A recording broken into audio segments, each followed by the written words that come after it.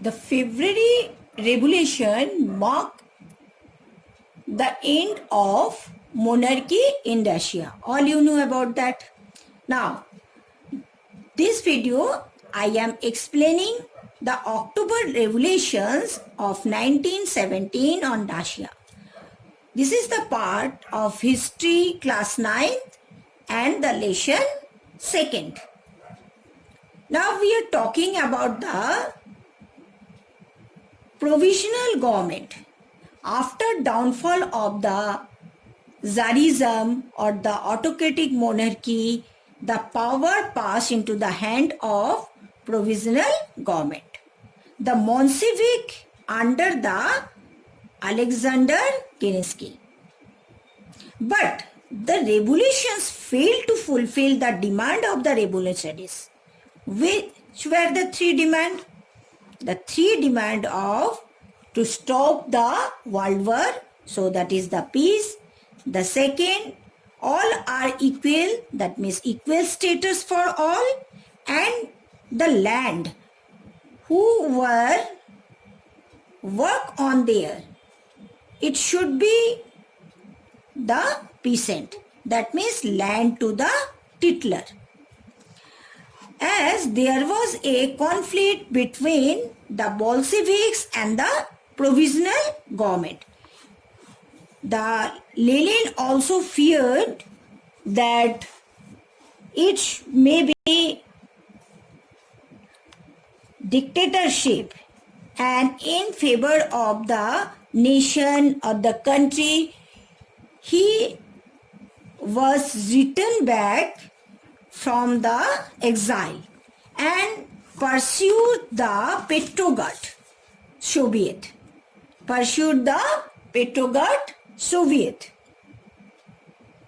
All you know, the Soviet means the council of mostly worker. So Bolsheviks to agree to a Soviet seizure of power. A military revolutionary committee was appointed under the leadership of Trotsky to organize seizure. Seizure means take an action to remove someone from his power or post. Here to remove the provisional government what was the mostly dominated by the conservative upper class people, and they are showing their dictatorship. On 7th November 1917, through the new calendar 24 October 1917, the regiment of Bolsheviks volunteers forcibly occupied the government officer and the government building. As all you know, this new revolutionary also